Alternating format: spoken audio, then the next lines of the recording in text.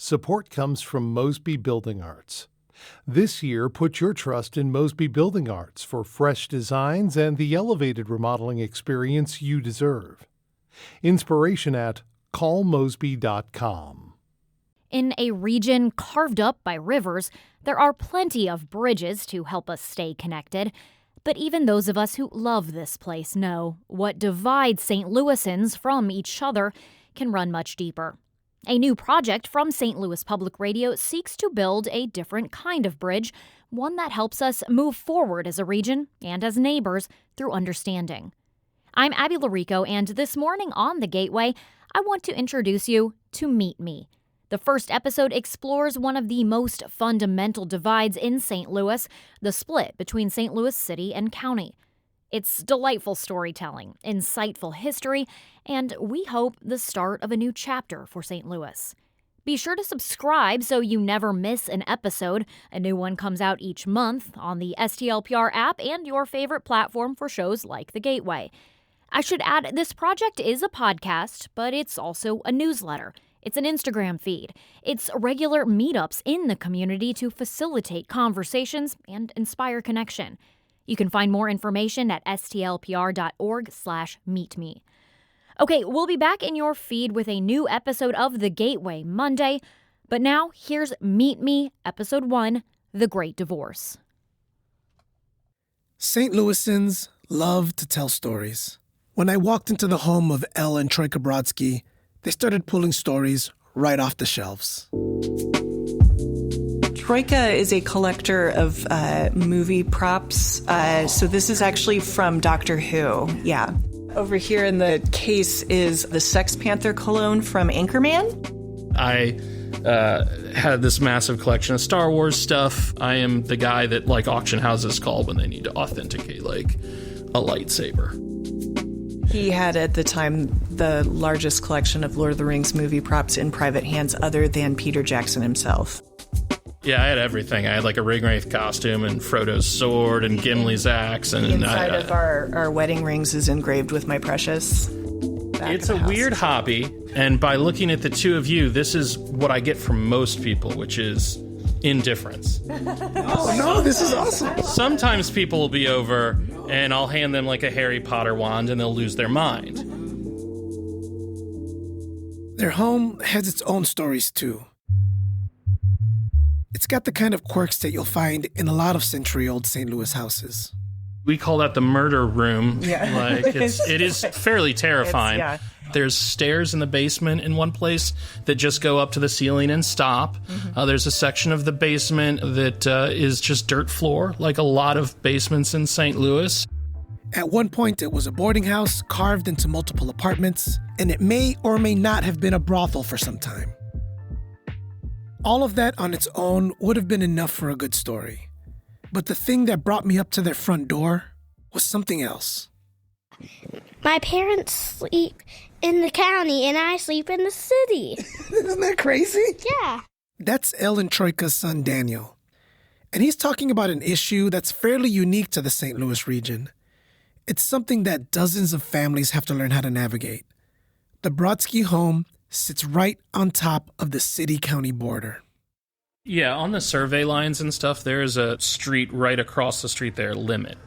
That's the line on a survey map. And then if you just draw that straight across, it cuts basically right across our front door and sort of goes diagonally this way. The invisible line that splits the city of St. Louis from St. Louis County also splits their property into two different municipalities.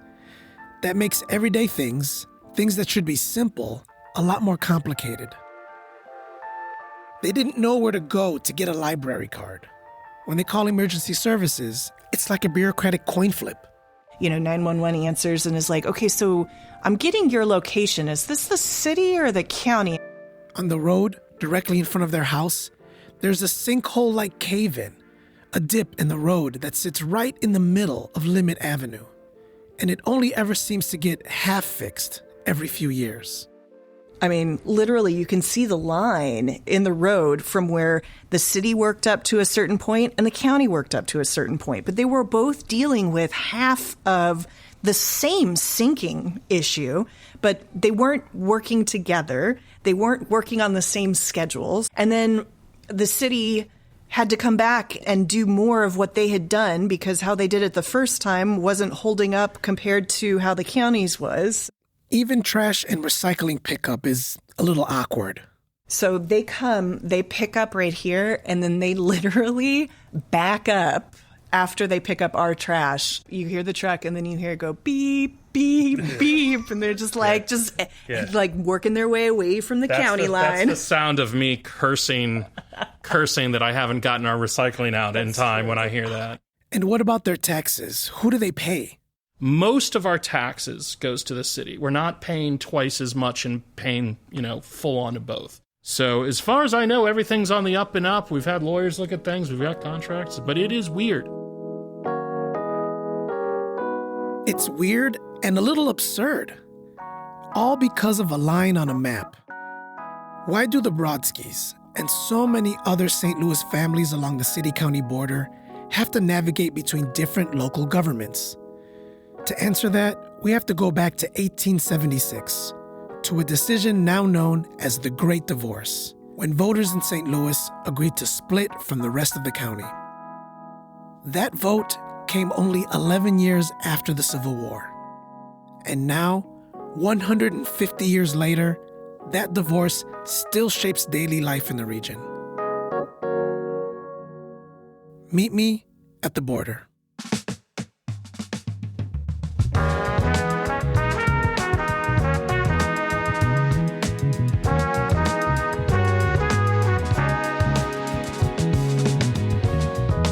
I'm Luis Antonio Perez, and this is Meet Me, a new project from St. Louis Public Radio about connecting across divides to find a way forward. We're starting this work by exploring the past, present, and future of one of St. Louis's most persistent divides, the separation of St. Louis City and St. Louis County. It all begins with an event that this year will mark its 150th anniversary, the historic event known as the Great Divorce.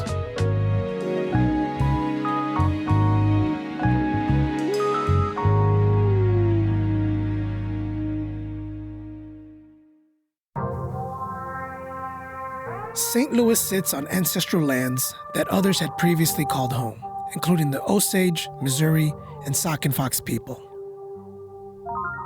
The century starts with the Louisiana Purchase and the expedition of Lewis and Clark, heading up the Missouri River to map out the new territory claimed by the United States. The return of the explorers marks the opening of the new frontier, an invitation to go west and expand the country. To American leaders, St. Louis becomes the gateway, a natural jumping-off point for future explorers, traders, and settlers heading west. A great city at the confluence of two rivers and of commerce, history, and politics.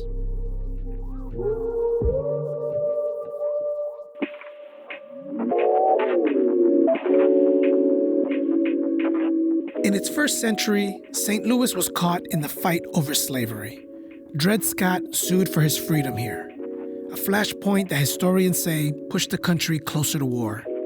After the bloody Civil War, westward expansion resumed, and the people of St. Louis expected great success from their booming river town.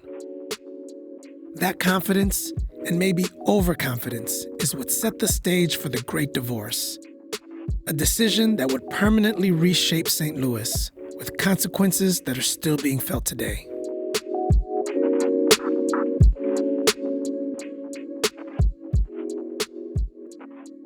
One of the first people I called to help me understand the city-county divide was Andrew Wonko.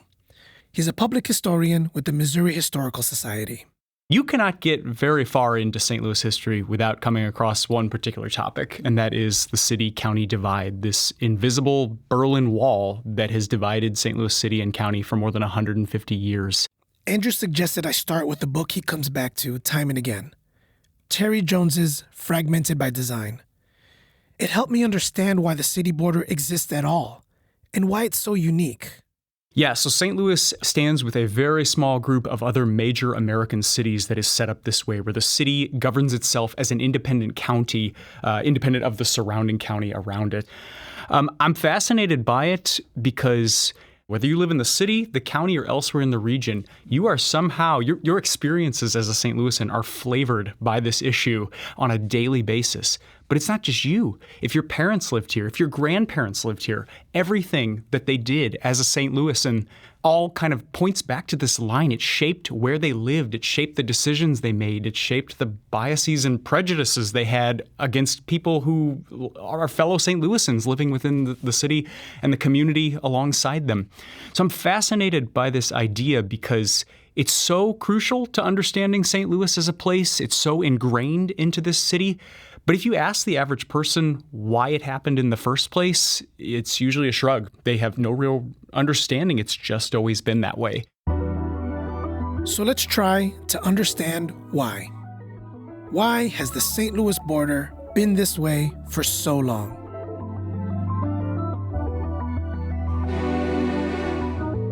It starts with the different services that people needed, depending on where they lived and worked.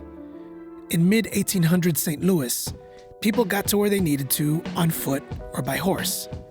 And the region just looked very different from how it does today.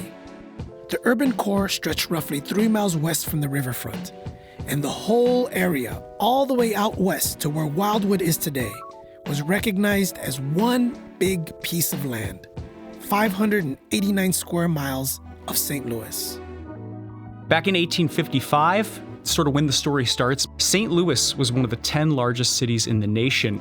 You had 310,000 people crammed between the edge of the river and Jefferson Avenue, this incredibly dense, walkable city where you had all of this action taking place. So that was St. Louis, and then the rest of what is now the western portion of St. Louis City and St. Louis County was essentially thin-spread farm fields, wild Missouri prairie. So you had these very few settlements out in St. Louis County, and the rest of it was just open farmland. Prairie and farmland, just a few miles from the center of a growing boomtown. Confidence in the city's prospects was high. So high that there was even a serious proposal to move the U.S. capital from Washington, D.C. to St. Louis. Logan Uriah Rivas was one of St. Louis's loudest cheerleaders. In his book, St. Louis, the Future Great City of the World, published in 1870, he wrote, St. Louis must be viewed in the light of her future, her mightiness in the empire of the world, her sway in the rule of states and nations. Her destiny is fixed. Like a newborn empire, she is moving forward to conscious greatness and will soon be the world's magnet of attraction. At the time, St. Louis was divided into 7 large regions. Townships like Carondelet, Merrimack, Bonham, St. Ferdinand, and St. Louis City, each with their own representation in county government. On paper, the townships were designed with future planning in mind, but in practice, it created an imbalance of power. The open townships around St. Louis City had a combined 5 votes, but the dense riverfront city held just 2 votes. This is what really starts the ball rolling on what ultimately becomes the Great Divorce, because the city now is sending all of its tax money to the wider county, and they are getting to decide, you want to build a sewer over here? Well, I don't think we're going to do that, but Farmer John over here, he needs a bridge to get out to his farm. We'll build him a bridge with all that tax money. So the city feels itself tethered to this rural community, to a place that didn't understand its needs. It was buckling under the weight of all of this industry and immigration, and it needed to lay out sewers, literally to keep people healthy. And that's where you get this tension arising. Mm-hmm. So it's not just that, our money's going over there and we're not getting it back, but also, it's those people that have got our money. Certainly. And it's a complex. I think it's very easy to look back at this issue and think, this is crazy. Why would they do this? Didn't they see what was going to come down the line? Couldn't they understand how this would be a problem? But when we look back at it, it is nuanced. I think there are very few people who would accept the situation as it stood in that moment, where you had 1/10 of the population with a dramatically outsized vote and control over 90% of the remaining population. That flies in the face of American democracy as we know it, that there was a real problem here, but the solution that came out of it obviously would have quite a few problems of its own. The The city's elites and industrialists needed a way to wrestle power from rural St. Louisans and redirect tax dollars to serve the needs of the growing urban core. They could petition the state of Missouri to try to get more seats on the county court, the sort of democratic approach. We got 90% of the population, we deserve 90% of the representation. They knew that would go down in flames because you'd essentially be asking people to give up their power out in the county, and that rarely goes well. And an effort to dramatically change the way people vote and interact with their local government usually takes years, if not decades, of debate, political wrangling, and legal fights. The city leaders needed a way to avoid all those problems. And it had to be something swift, a mechanism to quickly and decidedly circumvent those potential problems. They get their lucky break almost immediately after they're planning all of this. In 1875, the state of Missouri convened a constitutional convention to rewrite the state's constitution. A constitutional convention is a rare event. It's a gathering of statewide leaders to open the vault and make changes to the most important legal document in the state. Think of it like updating your computer by actually opening it up and rearranging the hardware, not just clicking download update. The separatists realized this was their golden opportunity. If they could write separation into the highest document in the state, they could get around all the parochial infighting with St. Louis County. They could go straight to the top. At the Constitutional Convention of 1875, while Missouri delegates argued about things like establishing a stable legal framework for the state and mandating separate schools for black children, the St. Louis delegates quietly etched two provisions into the Missouri Constitution. Those provisions would let St. Louisans decide on whether the city and county should separate and where to draw the line between them. With that new constitutional authority, St. Louis would put it to a vote. All St. Louisans, residents from the base of the Eads Bridge on the Mississippi out to the railroad village of Eureka on the Merrimack River 25 miles away, rural and urban residents alike, would settle the issue of separation at the ballot box. I was amazed the first time I actually saw the language in the Missouri State Constitution, Article 9, Section 20, that allows St. Louis City to separate itself. It's 376 words. It's a paragraph. Those 376 words are the source of think about all of the bias and prejudice and statements that are made. It's dangerous there. It's boring there. It's this, it's that. All of that stems back from this one single moment, this simple bit of text that allows St. Louis City and County to go their separate ways. St. Louis could now start the process of separation and draw a new boundary line. But how did they decide where that line would go? When I look at maps of the city today, the border is stark, and the shape is a little odd. On the east, the Mississippi River creates a rounded edge out along a couple of bends in the river. The western border, entirely man-made, is also slightly curved out with a thin strip extending north upriver. It makes this irregular oblong shape with a little panhandle at the top. Why has St. Louis been shaped like this for 150 years? The guys who actually drew it was 11 wealthy white St. Louisans who drew that line. They met 52 times across the course of 3 months to actually figure out where that line would go. To make that weird line? Yeah, and occasionally, it's funny when you look at the newspaper coverage of the time of the arguments these guys were having. Sometimes they were having arguments like, we should actually go out and walk the line ourselves to make sure we know what we're getting.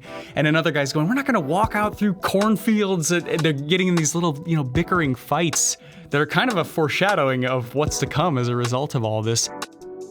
They wanted to capture a few important parts of the landscape.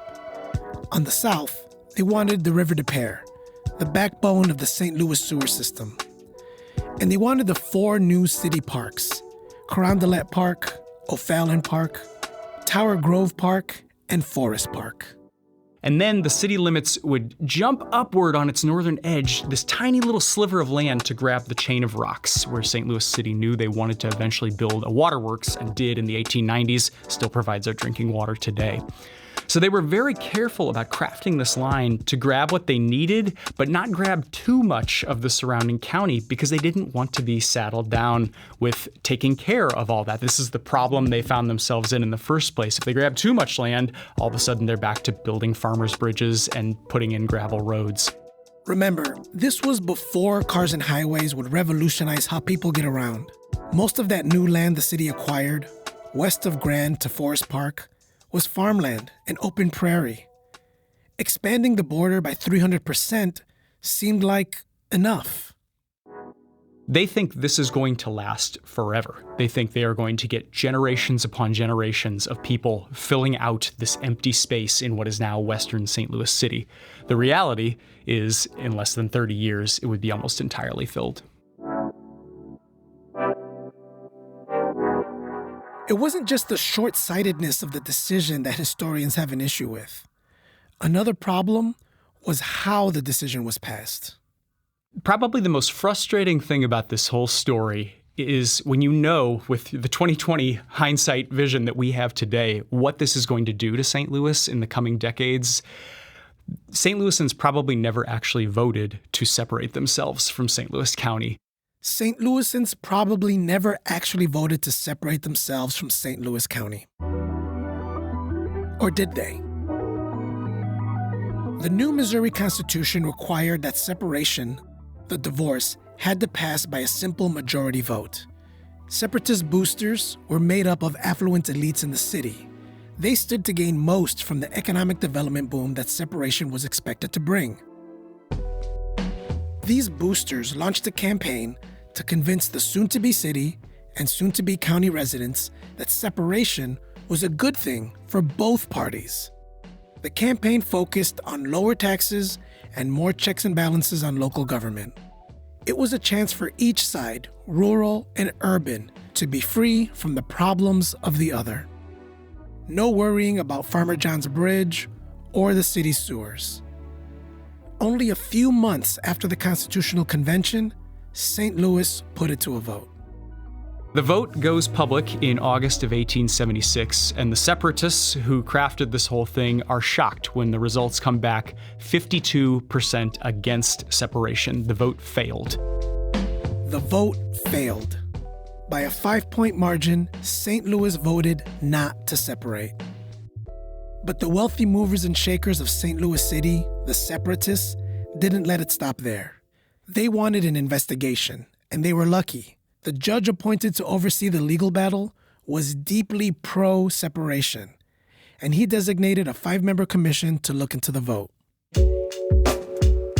Historians James Neal Prim and Terry Jones, in their books about St. Louis history, note that the commission found massive voter fraud. And there was fraud. County officials who were generally opposed to separation ran the election, and some admitted to stuffing ballot boxes with no votes. In some precincts, there were more no votes than the total number of voters in the entire precinct. After a recount, nearly 4,000 votes were thrown out, including all of the votes in 3 precincts. Most of the ballots that were thrown out were no votes. And now, separation actually passed. It flipped 53-47 in the affirmative, a victory in the courts. So in a matter of 2 years, not decades, St. Louis City manages to officially and constitutionally divorce itself from St. Louis County. And that's why it's so hard to undo, because it is literally written into the state's highest governing document. And they didn't write in an escape hatch. They didn't put in any sort of clause about, hey, well, what if we try this and it doesn't work so well? Here's how we can undo it. There was no back button to hit. Basically, the language as it was written is once this happened, it has happened permanently. And let's make something clear about the power dynamics of 19th century America. Women and Black St. Louisans in 1876 had no say whatsoever about whether the city and county should separate. The Voting Rights Act and the Civil Rights Act were still 4 generations away. This is almost exclusively being dictated by the wealthy politicians and businessmen of St. Louis. Over the 150 years since this great divorce, there have been many attempts at reunification. But in each of those tries, residents in both the city of St. Louis and the county couldn't find the heart for reunion. And this is the case you'll see in every one of these situations. It changes which side feels like they're the dominant partner who would be marrying down if the two did get remarried. But it's always one feeling like it's the big shot and trying to leverage its weight over top of the other one.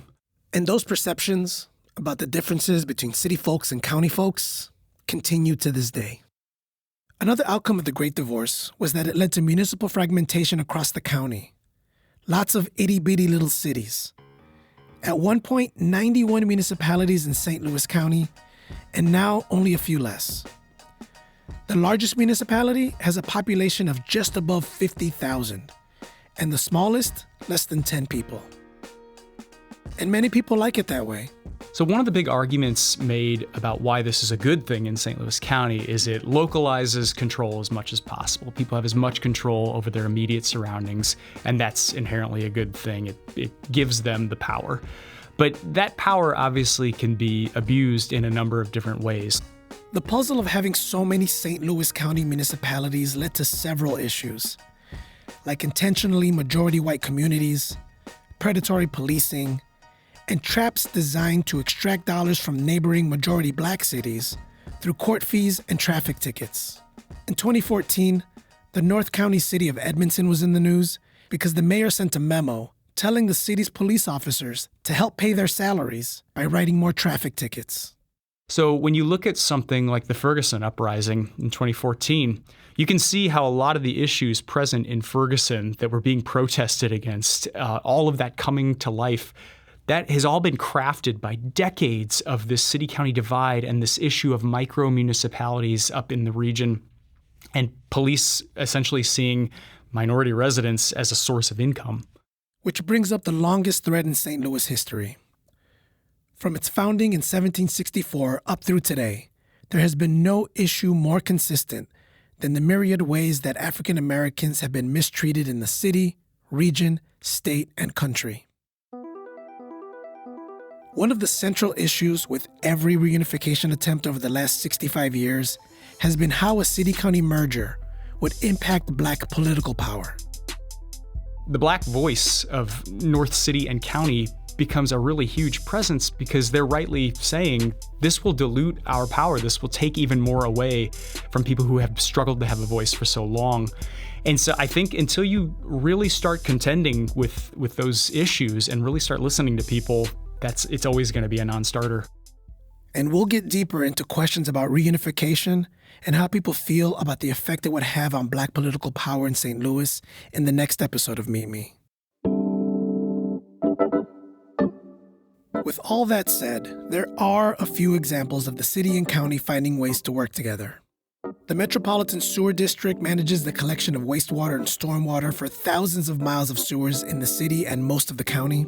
The Zoo Museum District, through a small property tax of city and county residents, supports major arts and cultural institutions, like the St. Louis Zoo and the Missouri Historical Society. And Great Rivers Greenway maintains an elaborate network of trails across the region.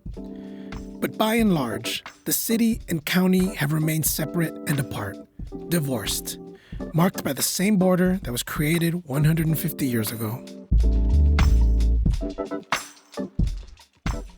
One of the first things I did when I moved to St. Louis was look at a bunch of maps. Satellite maps and historic maps online. They're beautiful and fascinating. As a historian, Andrew Wonko likes to study maps too. In particular, he likes to find examples where the St. Louis city-county border is very clear, then becomes entirely invisible. Yeah, so one of my favorite spots is in Maplewood, right on the line. There's 2-block long Limit Avenue where you could stand with 1 foot in the city and 1 foot in the county, right down the center. And if you look in the distance, there's a house right there, and the county line goes straight through the middle of it. These people, walking back and forth between their house must cross that line 100 times on any given day. It's just this fascinating, weird look at how invisible man-made lines don't always respect the actual community that is being built around them. That house that Andrew's talking about, that's the Brodsky home that we visited at the beginning of the episode. Elle and Troika are still figuring out all the intricacies of living in a house divided by the border. And so is Daniel. The bathroom upstairs is right in the middle of city and county. It's right split. So you're aware of where the line is? I don't know. You just know that half the house is in one place and the other half's in the other. Yeah, because the sign is right where our house is. There is the little sign right out front that says, you're entering the city or you're entering Maplewood. The Brodskys don't just live on the border. They think deeply about all the divisions in St. Louis, about the current and historic issues that have fractured the region over the decades. And they know, like many St. Louisans do, that the solutions we need to mend these harms will need to be bigger than what any one person or group can do alone.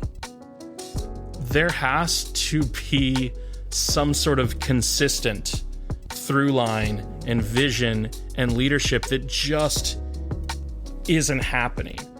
There are some very, very tough challenges that go back a very long time, and even with vision and leadership and resources, these are not things that anyone is going to be able to clean up overnight.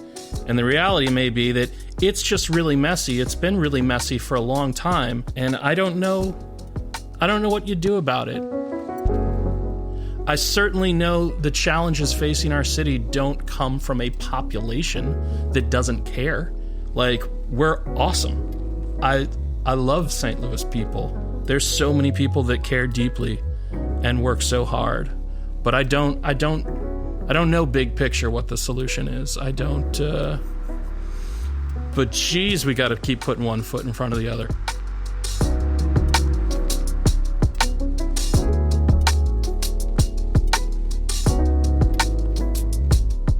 In Troika Brodsky, we hear a sense of possibility, of what could be.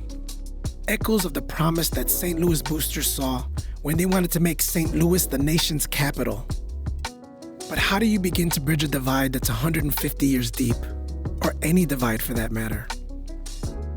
With Meet Me, we start by listening and talking to try to understand how we got here and how we move forward.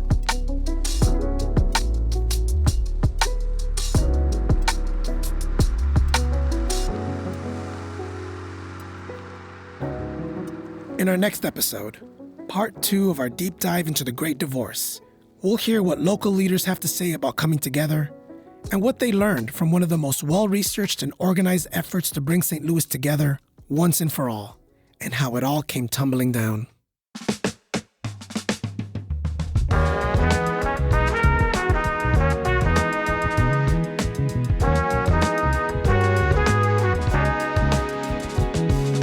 You've been listening to Meet Me, a project from St. Louis Public Radio about connecting across divides to find a way forward. Share this episode with your family and friends, and follow us on Instagram at MeetMeSTL. We also have a newsletter for Meet Me listeners. Sign up at STLPR.org. This episode was written, hosted, and produced by me, Luis Antonio Perez, with story editing from Alex Hoyer and Brian Heffernan.